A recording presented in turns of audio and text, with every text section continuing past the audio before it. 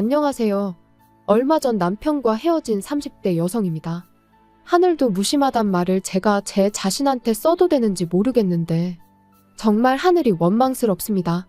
저 정말이지 양심에 손을 얹고 하루하루 열심히 살았거든요. 그래서 저는 결혼이 신이 저에게 주는 선물 같은 거라고 생각했어요. 너 그동안 고생했다. 이제는 행복해져야지 하는 그런 선물이요. 하지만 선물은 무슨, 지금 제 모습을 보면 답답하고 한숨만 나올 뿐입니다. 제 이야기를 한번 들어보시고 혹시나 제가 너무 지나치다 망상이다 싶으시면 따끔하게 한마디 해주세요. 마지막으로 남편이 저더러 무슨 피해의식이라도 있냐고 해서 그게 큰 상처가 되었는데 제 3자가 보기에도 그렇다면 제 자신을 위해서라도 저도 병원을 가보던지 하려고요. 아무튼 일단 제 이야기를 시작해보겠습니다. 저보다 7살 많은 남편하고는 소개팅으로 만났어요. 저는 회사를 다니는 평범한 직장인이었고 남편은 주점을 운영하고 있었죠. 그리고 이건 좀 쑥스러운 이야기지만 남편과 한 소개팅이 제 인생 첫 소개팅이었어요. 그도 그럴 것이 저희 친정이 형편이 넉넉치 않다 보니 전 고등학교를 졸업하자마자 직장 생활을 시작했거든요. 그리고 중간중간 저한테 호감을 보이던 사람도 몇 명 있었습니다만 그런데 신경 쓸 겨를이 별로 없었네요. 집에 당장 편찮으신 아버지가 계시고 그 아버지를 간호하는 어머니가 계신데 제가 어디다 한눈을 팔 수가 있었겠어요. 그리고 한편으론 자격지심이었는지도 모르겠습니다만 제 상황이 좋지 않다는 걸 남들이 알게 하고 싶지도 않았고요. 아무튼 그러다 결국 아버지께서 제 나이 26살 때 돌아가셨습니다. 그리고 아버지께서 돌아가시면서 보험금이 좀 나왔는데 그걸로 뭐 여기저기 빌렸던 빚들 청산하고 나니까 남는 것도 없대요. 하지만 그래도 솔직히 이후로 한숨 돌리게 되었습니다. 그동안엔 여기저기 밀린 이자 내기에 급급했는데 드디어 조금씩 저축도 할 수 있게 되었으니까요. 그리고 이후로 세월이 흘러 어느덧 제 생활도 안정을 찾아갈 때쯤 그렇게 남편을 소개받은 거예요. 처음 남편을 보고 느꼈던 점을 얘기해보자면 뭐 괜찮아 보였어요. 크게 까다롭게 구는 거 없고 자기 일 열심히 하는. 하지만 무엇보다도 제 마음에 들었던 건 남편이 건강하단 사실이었습니다. 평생 몸이 약한 아버지와 살면서 어머니가 얼마나 고생을 하셨는지 누구보다 제가 잘 알았으니까요. 병간호라는 게 정말이지. 아픈 사람은 병간호해주는 사람한테 아프다고 할 수나 있지 병간호하는 사람은 아픈 사람한테 말 한마디 푸념도 못해요. 그게 그렇더라고요. 그래서 아무튼 남편하고 연애를 시작했는데 사귄 지 7개월 만에 바로 결혼 이야기가 나왔습니다. 남편 말이 자기 나이도 있고 하니까 얼른 결혼해서 애도 낳고 그랬으면 좋겠다고요. 그런데 전 솔직히 자신이 없었어요. 일단 모아둔 돈도 많지 않았고 연애도 처음인 마당에 결혼에 대해선 아예 생각을 해본 적이 없었죠. 하지만 남편은 계속해서 금전적인 부분은 걱정하지 말라며 저는 그냥 몸만 오면 된답니다. 집은 자기 부모님이 해주실 거고 혼수는 자기가 할 거니까 저는 그저 자기 옆에만 있어주면 된다고요. 그렇지만 다들 아시다시피 세상에 공짜가 어딨나요. 그래서 아니라고 그렇게는 못한다고 했어요. 그렇게는 절대 못한다고요. 그리고 나중엔 아예 이별을 각오하고 남편에게 아주 허심탄회하게 제 상황을 털어놓기도 했습니다. 모아놓은 돈도 많이 없고 앞으로도 계속 친정어머니 생활을 도와드려야 한다. 그런데 남편은 계속해서 괜찮다는 소리만 하대요. 자기는 제 월급을 터치할 생각도 없고 아무튼 아무것도 저한테 바라는 게 없다면서요. 그리고 뭐 그저 옆에만 있어달라며 어찌나 애걸복걸 매달리던지. 그리고 저는 지금 생각하면 바보가 따로 없지만 그땐 정말 내가 저렇게 좋을까 싶으면서도 솔직히 제가 그동안 고생을 많이 하고 살아서 신이 이런 남자를 만나게 도와준 건가 하는 생각도 들더라고요. 그래서 결국 그럼 한번 믿고 가보자는 생각으로 알겠다고 했고요. 그런데 막상 결혼을 하고 나니까 남편도 결혼 생활도 제 예상과는 많이 달랐습니다. 결혼하고 한 2달 차 되던 때부터였을 거예요. 걸핏하면 남편이 저더러 회사는 관두고 자기한테 더 집중을 해달라 뭐 그런 소리를 하더라고요. 제가 자기 출근할 때 배웅을 해주면 좋겠다. 자기가 퇴근하고 오면 야식 같은 것 좀 챙겨주면 좋겠다. 황당했죠. 그게 불가능하단 건 누구보다도 남편이 잘 알고 있었거든요. 앞서 말씀드린 대로 저는 직장인이고 남편은 주점을 하는 자영업자예요. 그러니 당연히 출퇴근 시간이 달라요. 게다가 남편은 제 회사는 출장과 야근이 원래 많다는 걸 연애 때부터 잘 알고 있었거든요. 그런데 갑자기 생뚱맞게 자기를 배웅해달라, 야식을 해달라 해대니 어찌나 답답하던지. 그리고 그날도 새벽 2시가 다 돼서야 집에 온 남편은 자는 저를 흔들어 깨우더니 저한테 쫄면을 해달라고 하는 겁니다. 그래서 자다 말고 일어나서 면을 삶고 있는데 순간 저도 너무 서럽고 짜증이 나는 거예요. 그래서 남편한테 정말 이래야겠냐니까 저더러 그거 좀 해주는 게 그렇게 귀찮냐대요. 어이가 없어서 내 입장에서 한번 생각해 보라고 했어요. 6시에 일어나서 출근 준비해야 하는데 지금 시간 좀 보라고. 한두 번도 아니고 매번 이러니 화가 안 나겠냐고요. 그랬더니 남편이 어째선지 순순히 알겠답니다. 그리고 그런 남편의 모습에 뭔가 미심쩍긴 했는데 그래도 한편으론 하긴 자기도 자기가 너무하단 걸 깨달았나 보다 싶기도 했죠. 그래서 그날 저녁 새벽에 짜증낸 게 저도 마음에 걸려서 좋아하는 닭볶음탕이라도 해주려고 장을 봐서 집에 갔는데 어째선지 집도 치워져 있고 아침에 몇 개 나온 설거지거리도 싹 정리가 되어 있는 거예요. 그래서 저는 당연히 남편이 한 줄 알고 전화를 걸었어요. 남편도 새벽에 저를 깨운 게 미안해서 저 집에 오면 좀 쉬라고 치워놓고 나갔구나 싶어서 고맙다고 말하려고요. 그런데 이게 웬걸요. 남편이 하는 말이 어머님이 다녀가셨을 거랍니다. 자기가 제 이야기를 듣고 곰곰이 생각을 해봤더니 제가 참 힘들었을 것 같았대요.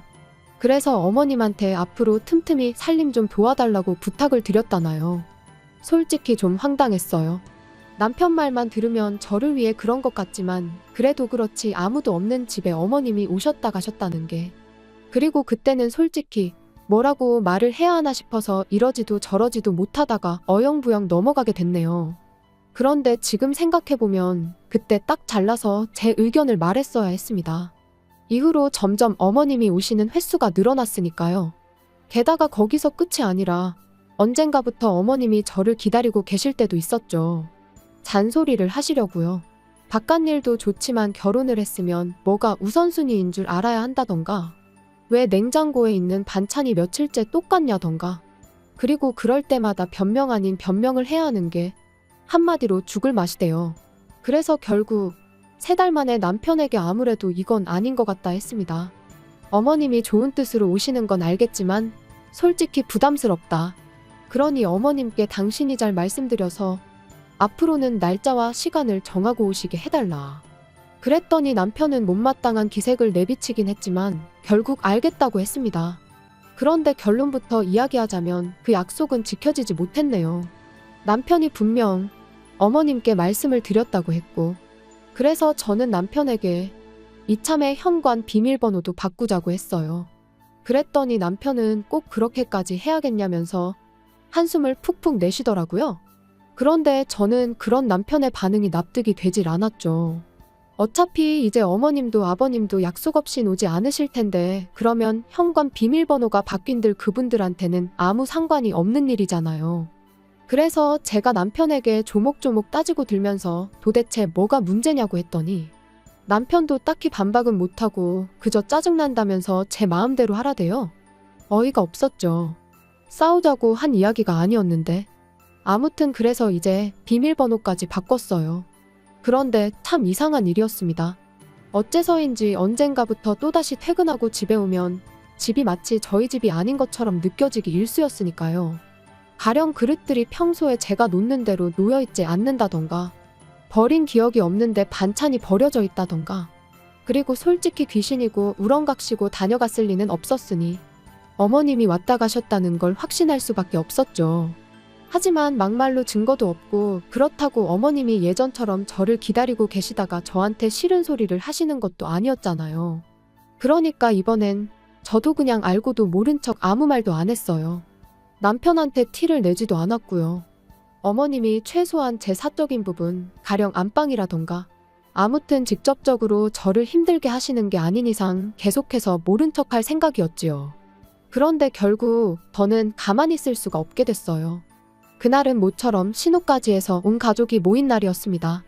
그런데 신우가 하고 온 귀걸이가 어째선지 무척이나 낯이 익더라고요. 제가 신혼여행지에서 샀던 귀걸이랑 똑같은 디자인이었으니까요. 그래서 남편한테 귓속말로 아가씨 하고 있는 귀걸이 좀 보라고 내 거랑 똑같아 보인다고 물었습니다. 그랬더니 남편도 맞다며 신기하다면서 분명히 살 때 하나밖에 없는 디자인이라고 해서 샀던 건데 어떻게 쟤도 하고 있냐대요. 그래서 제가 그때만 해도 정말 별뜻 없이 신우더러 그 귀걸이를 어디서 샀냐고 물었습니다. 그랬더니 어머님이 주셨다나요? 그리고 그때 안방에서 어머님이 나오시길래 어머님은 저 귀걸이를 어디서 사셨냐고 물었더니 어머님이 순간 깜짝 놀라시면서 신우더러 너는 그걸 왜 하고 왔냐고 짜증을 내시는 거예요. 그러니까 신우는 영문을 모르겠다는 듯 황당해했지요. 그리고 저는 그런 두 사람의 반응에 어째서인지 쎄한 기분이 들어 집에 돌아오자마자 제 귀걸이가 잘 있는지부터 확인을 했는데 어이없게도 상자가 텅 비어 있었어요. 그리고 그제서야 이것저것 눈에 들어오는 게 가을에 하려던 스카프도 안 보이고 뜯지도 않았던 향수도 안 보이고 큼직한 가방 같은 거 말고 작은 소품이나 화장품들이 몇 개 없어졌다는 걸 알게 된 거죠. 하지만 딱히 증거는 또 없어서 다른 건 말 안 하고 남편한테 귀걸이 얘기만 했어요. 내 귀걸이가 없어졌다고요? 그랬더니 남편이 그게 무슨 소리냐더니 이내 저더러 지금 혹시 무슨 생각을 하는 거냐고 우리 엄마가 가져가기라도 했다는 거냐고 그러는 거예요. 그래서 솔직히 요즘 어머님이 계속 나 몰래 집에 오셨던 거 안다고 했습니다. 그리고 남편더러 혹시 당신도 알고 있었냐 물었죠. 그랬더니 남편이 그게 무슨 소리냐면서 더 크게 목소리를 높였는데 저희 남편이 원래 당황할수록 목소리가 커지거든요. 그래서 이 인간이 지금 거짓말을 하고 있구나. 어머님이 드나들고 계신 걸 알고 있었구나 싶대요. 하지만 뭐 정말 저한테 무슨 증거라도 있는 것도 아니고 그래서 몰랐으면 됐다 하고는 더는 가타부타 말을 안 했어요. 범인은 현장에 반드시 다시 나타난다는 말처럼 저도 어머님이 다시 오실 거란 확신이 있었으니까요. 그리고 며칠 뒤 그날도 평소처럼 출근을 했는데 아침에 뭘 잘못 먹기라도 했는지 영속이 좋지가 않았습니다. 그래서 반차를 내고 모처럼 집에 일찍 왔는데 기가 막혀서 말도 안 나왔어요. 현관을 들어서니 어머님이 제가 온 줄도 모르고 거실에서 제 옷들을 입어보시며 패션쇼를 하고 계셨으니까요. 어찌나 당신 모습에 심취해 계시던지 제가 일부러 기척을 내도 모르셨지요.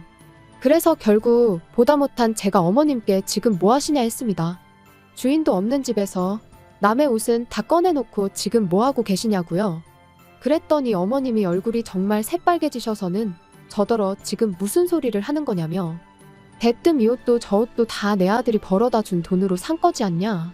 그러니 내가 좀 입어볼 수도 있지 그러시대요. 그래서 제가 꼭 그런 것만도 아니라고 저희 맞벌이 하는 거 아시잖아요 했어요. 그랬더니 그거 돈 몇 푼 번다고 유세냐면서 그럼 이 집은 누구 집이냐고 소리를 지르시더니 당신하고 아버님이 죽어라 벌어서 산 집인데 네가 뭔데 와라 마라 하냐. 그리고 니네 싸가지가 있네 없네 고마운 줄을 모르네. 말 그대로 막말을 퍼붓기 시작하시대요. 할 말이 없었습니다. 어머님 말씀대로 두 분 돈으로 산 집이 맞으니 제가 따로 할 말이 없었고 그렇지만 그렇다고 하더라도 어머님의 말씀은 너무 지나치셨기에 말을 하고 싶지가 않았달까요. 그런데 어머님은 제가 말이 없으니 더 약이 오르셨는지 더 큰 목소리로 소리를 지르기 시작하셨습니다. 너는 해온 건 없으면서 가진 건 많기도 하더라. 맨몸 뚱아리로 시집와서 조신하게 지 남편 뒷바라지나 하지. 이런 식으로 돈을 빼돌린다 어쩐다. 솔직히 듣는 내내 어이가 없는 건 물론이고 모욕스럽기까지 하대요. 이렇게 무시당할까봐 안 한다고 한 결혼이었는데 자기가 다 책임진다더니 지키지도 못할 약속을 내뱉은 남편이 원망스럽기도 했고요. 그리고 그때 어째서인지 남편이 집에 왔습니다. 그런데 남편도 비어있어야 할 집에 저는 물론이고 어머님까지 계시니 당황한 눈치더라고요. 게다가 거실 바닥은 온통 제 옷들로 난장판이었으니 이게 다 무슨 일이냐고 묻대요. 그래서 제가 남편더러 궁금하면 어머님한테 한번 물어보라 했습니다. 그리고는 왜 지키지도 못할 약속을 해서는 사람을 이렇게 비참하게 만드냐고 한마디 하곤 헤어지자고 했네요. 어머님이 나한테 사과를 하실 분도 아니고 설령 사과를 하신다고 해도 오늘 같은 일이 또 없으리란 보장도 없지 않냐면서요. 그랬더니 어머님은 더더욱 목소리를 높이시며 네가 뭔데 헤어지고 말고를 정하냐며 그런 건 어머님 아들이 정할 일이랍니다. 가진 거라곤 쥐뿔도 없으면서 네가 뭐라고 결정을 하느냐고요. 그리고 그때는 남편도 어머님한테 말씀 좀 가려하시라고 한마디 하긴 하더니 기껏 덧붙이는 말이 이런 일로 이혼은 너무한다면서 자기가 정말 책임지고 두 번 다시 이런 일은 없게 하겠다고 이번만 그냥 넘어가 달라는데 솔직히 더는 믿고 싶지도 않았고 송충이는 솔잎을 먹어야 한다는 말처럼 제가 너무 분수에 맞지 않은 욕심을 냈나 하는 생각만 들 뿐이었습니다. 그래서 남편더러 그럴 거 없다 내 마음은 정해졌다 했어요. 그랬더니 남편이 저더러 어머님이 홧김에 한마디 하신 걸로 너무 오버하지 말라면서 그거 자격지심이고 피해의식이야 그러는데 나오던 눈물도 쏙 들어갈 만큼 황당하고 기가 막혔죠. 그래서 마음대로 생각하라 하곤 제 집만 챙겨 나왔습니다. 그리고 뭐 다행이라고 해야 할지 어머님이 혼인신고는 세금 문제도 있고 하니 좀 천천히 하라셔서 미루고 있었는데 어쩌면 어머님은 처음부터 저희가 이렇게 될 줄 알고 계셨던 걸까요? 아니면 이렇게 만들 생각이셨던 건지. 아무튼 잘 됐죠 뭐. 머리 아프게 따지고 그럴 필요도 없었으니까요.